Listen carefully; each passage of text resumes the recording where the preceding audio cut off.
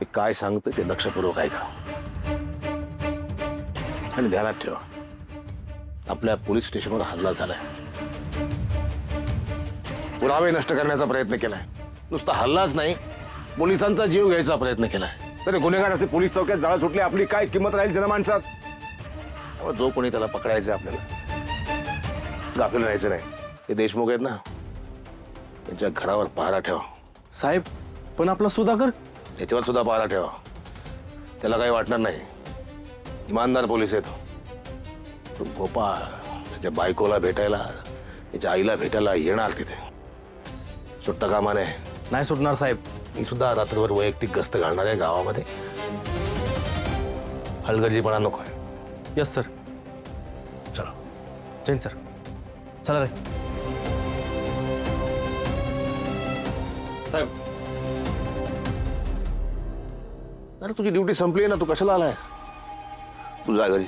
साहेब आलो परत. मला हे पुढचे काही दिवस फार महत्त्वाचे वाटतात साहेब. मला काही करून माझ्या श्यामला न्याय मिळवून द्यायचा आहे. आपल्याला त्या आरोपीला पकडायचं आहे. तू घरी जा. तुझा लहान मुलगा आहे, त्याला तुझी जास्त गरज आहे. जा. साहेब त्याच्या आईला न्याय मिळवून देणं हे जास्त गरजेचं वाटतं मला. मी जर माझ्या श्यामला न्याय नाही ना मिळवून देऊ शकलो तर ऋतिकच्या नजरेला नजर नाही देऊ शकणार साहेब. मला अडवू नका. चल.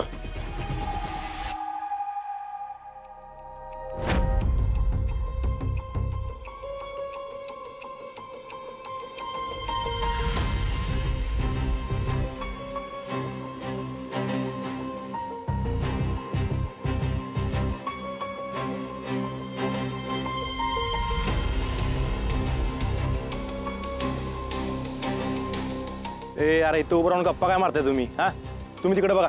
जाऊ लवकर. ए तू तिकडे बघ. तू इकडे जा. आणि तू तिकडे मागं बघ. हो जातो. जा लगेच.